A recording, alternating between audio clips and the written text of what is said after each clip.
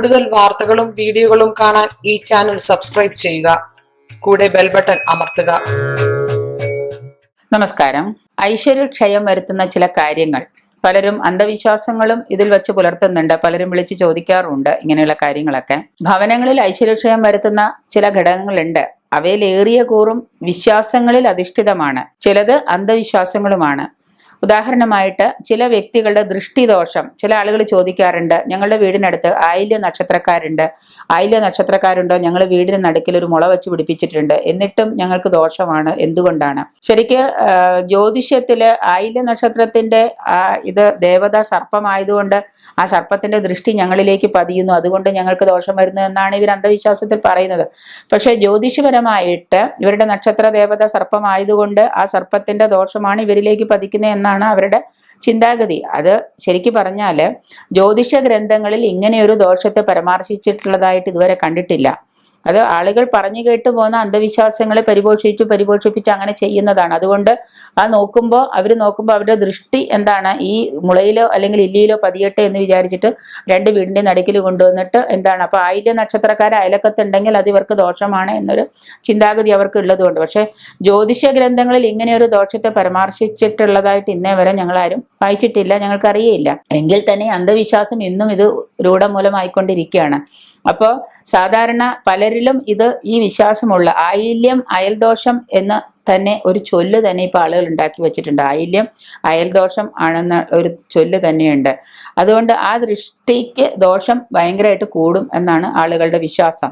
എന്തായാലും വായനക്കാര് കേൾക്കുന്ന ശ്രോതാക്കള് സ്വന്തം അനുഭവത്തിലുള്ളത് എന്താണോ അതിനെ അങ്ങ് ഉറപ്പിച്ചു വെച്ചേക്കാണ്. നമ്മളതിനെ തിരുത്താൻ ശ്രമിച്ചാലും കാര്യമില്ല. അപ്പോൾ അവരുടെ വെളിച്ചത്തിൽ അതിനെ തിരസ്കരിക്കുകയോ സ്വീകരിക്കുകയോ നിങ്ങൾക്ക് ചെയ്യാം.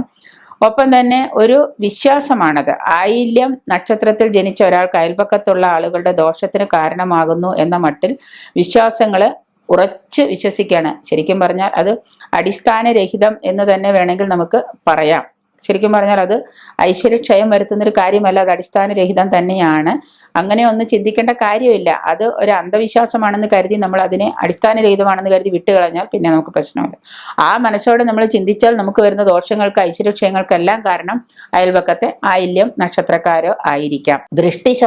ദോഷശാന്തിക്കായിട്ട് പല കർമ്മങ്ങളും നമ്മൾ അനുഷ്ഠിച്ചു വരുന്നുണ്ട്. നമുക്ക് ദൃഷ്ടിദോഷം കുടുംബത്തിന് സംഭവിക്കാറുണ്ട്, വീടുകൾക്കൊക്കെ സംഭവിക്കാറുണ്ട്. അത് വേറെ പല രീതിയിലും ആയിരിക്കാം. അതിന് പല കാര്യം. അപ്പൊ നമ്മൾ എന്ത് ചെയ്യും? ആളുകൾ ചെയ്യുന്ന ഈ ആയില്യ ദോഷം മുള വച്ച് പിടിപ്പിക്കും. ഇതിൽ പ്രധാനമാണ് ഇലയ്ക്ക് വെളുത്തുള്ളിയുടെ ഗന്ധമുള്ള സർപ്പഗന്ധി എന്ന സസ്യം ചിലവർ നട്ടുപിടിപ്പിക്കും. സർപ്പഗന്ധി എന്ന സസ്യം നട്ടു വളർത്തി അതിലേക്ക് നോക്കുമ്പോൾ അവരുടെ ദൃഷ്ടി ഇതിലേക്ക് പൊക്കോളും എന്നാണ്, ആ പരിഹാരമാണ് എന്നവർ വിശ്വസിക്കുന്നു. വെളുത്തുള്ളിയുടെ ഗന്ധം പാമ്പുകൾക്ക് അസഹനീയമായതുകൊണ്ടാണ് ഈ വെളുത്തുള്ളിയുടെ ഇത് വെച്ച് സർപ്പഗന്ധി ഇവർ നട്ടുപിടിപ്പിക്കുന്നത്. ഗരുഡ യന്ത്രം വിധിപ്രകാരം എഴുതി സ്ഥാപിക്കുന്നു, അത് പരിഹാരമാണ്. രണ്ട് വീടിന്റെ നടുക്കിൽ ഗരുഡ യന്ത്രം എഴുതി സ്ഥാപിക്കും. വീടിന്റെ പുറം ഭിത്തിയിൽ അല്പഭാഗം സിമന്റ് തേക്കാതെ ഒഴിച്ചിടുന്ന ഒരു രീതിയുണ്ട്. അത് ചിലയിടങ്ങളിലുണ്ട്. വീട് പണി മൊത്തം തീർന്നു കഴിയുമ്പോൾ ഏതെങ്കിലും ഒരു മൂലയ്ക്ക് കുറച്ച് ഭാഗം സിമന്റ് തേക്കാതെ മുഴുവനാവാതെ പണി തീരാത്ത വീട് പോലെ ഇടും. അത് നമ്മുടെ ഗ്രഹത്തിൽ ഐശ്വര്യക്ഷയം വരുത്തുന്ന ഒരു കാര്യമാണെന്നല്ല, അതായത് ഐശ്വര്യക്ഷയം ഇല്ലാതിരിക്കാനാണ് അങ്ങനെ ചെയ്യുന്നത്. വീടിന്റെ നിർമ്മാണം പൂർണ്ണമായും പൂർത്തിയാക്കരുതെന്ന വിശ്വാസമാണ് ഇതിന്റെ പിന്നില്. ലാൽ കിതാബിൽ വിശ്വാസത്തെക്കുറിച്ചൊരു പരാമർശം പറയുന്നുണ്ട്. ലാൽ കിതാബ് എടുത്ത് വായിച്ചു നോക്കിയാൽ അറിയാൻ പറ്റും. മഹാലക്ഷ്മി എന്താണ്, ഇത്തരത്തില് അല്പഭാഗം ഒഴിവാക്കിയിട്ടില്ലെങ്കിൽ അവിടെ മഹാലക്ഷ്മി വസിക്കില്ല. അതുകൊണ്ട് പൊട്ടിച്ചിട്ടായാലും ചിലവർ അവിടെ ഒരു കുറച്ച് അവിടെ മഹാലക്ഷ്മി വസിക്കണമെങ്കിൽ ഇങ്ങനെ ഒരു ഭാഗം ഉണ്ടാവണമെന്ന് പറയുന്നുണ്ട്.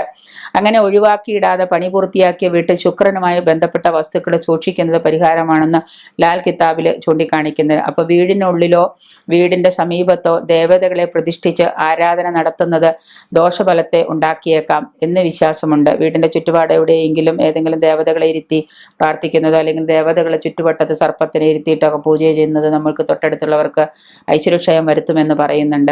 ദേവീ ദേവന്മാരുടെ ചിത്രങ്ങൾ വീട്ടിൽ സൂക്ഷിക്കുന്നത് അശുഭമല്ല.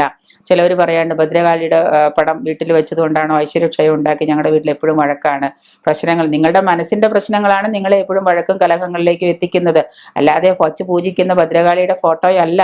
ആ ഭദ്രകാളിയുടെ ഫോട്ടോ അവിടെ ഇരിക്കുന്നത് കൊണ്ട് നിങ്ങൾക്ക് എന്താണ്, വീട്ടില് ഐശ്വര്യം വരുന്നു എന്ന് നിങ്ങൾ ഗ്രഹത്തിലുള്ള എല്ലാവരും ചിന്തിച്ചാൽ തീർച്ചയായിട്ടും നിങ്ങൾക്ക് മറിച്ചല്ല, ആരോ പറഞ്ഞു പണ്ട് കേട്ടു ഭദ്രകാളിയുടെ പ്രതിഷ്ഠ വീട്ടിൽ അല്ലെങ്കിൽ പൂജ ഒരു ഫോട്ടോ വീട്ടിലിരിക്കുന്നതുകൊണ്ട് അതിനെ വിളക്ക് വെച്ച് പൂജിച്ചാൽ പൂജാമുറിയിൽ ഇരിക്കുന്നതുകൊണ്ട് വീട്ടിലെന്നും കലഹമാണ് എന്ന് പറഞ്ഞതുകൊണ്ട് മാത്രം നിങ്ങൾ എഴുന്നേറ്റ് എല്ലാ ദിവസവും വഴക്കടിക്കാൻ നിന്നാൽ അതെന്താണ്? ഐശ്വര്യക്ഷയമാണ്.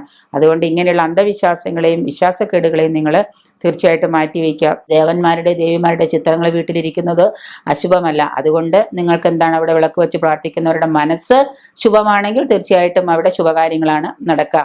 വിഗ്രഹങ്ങൾ പ്രതിഷ്ഠിച്ച് അഭിഷേകാദി കർമ്മങ്ങൾ നടത്തി ആരാധിക്കുന്നത് നിങ്ങൾ ഒഴിവാക്കാൻ നോക്കുക. ഏതെങ്കിലും വിഗ്രഹങ്ങളെയൊക്കെ വെച്ച് എല്ലാ ദിവസവും ആരാധിക്കുക, പൂജ കഴിച്ച് അഭിഷേകങ്ങളൊക്കെ നടത്തി ആരാധിക്കുക. പിന്നെ അശുദ്ധി ബാധിക്കുന്ന രീതിയിലുള്ള കാര്യങ്ങളൊന്നും വീടുകളിൽ ചെയ്യാതിരിക്കുക. അപ്പോൾ വിഗ്രഹ പ്രതിഷ്ഠ ഭവനങ്ങളിൽ നിങ്ങൾ നടത്തണ്ട. വിഗ്രഹ പ്രതിഷ്ഠ ഭവനങ്ങളിൽ നടത്തുന്നത് നിങ്ങൾക്ക് കുടുംബത്തിലുള്ളവർക്കും ഐശ്വര്യ ക്ഷയം തന്നെയാണ്. ഘോര ചിത്രങ്ങൾ, ഭയങ്കരമായി പേടിപ്പിക്കുന്ന ചിത്രങ്ങൾ, ഘോര ചിത്രങ്ങളൊന്നും വീടുകളിൽ സൂക്ഷിക്കുന്നത് ശുഭമല്ല. അങ്ങനെയുള്ള ഘോര ചിത്രങ്ങളൊന്നും പൂജാമുറിയിലും വെച്ച് പൂജിക്കേണ്ട കാര്യമില്ല. കിടപ്പുമുറിയിലും മറ്റു ഹനുമാന്റെ ചിത്രം സൂക്ഷിക്കുന്നത് ഒഴിവാക്കുക. കിടപ്പുമുറിയിൽ അതുപോലെ തന്നെ സ്ത്രീകൾ കിടക്കുന്ന മുറികളിലൊക്കെ ഹനുമാന്റെ ചിത്രങ്ങളൊന്നും വെച്ച് നിങ്ങൾ പൂജിക്കേണ്ട കാര്യമില്ല. അതൊക്കെ നിങ്ങൾ ഒഴിവാക്കുക. ചില വളർത്തുമൃഗങ്ങൾ കുടുംബത്തിന് ദോഷം ചെയ്യുമെന്നൊരു വിശ്വാസമുണ്ട്.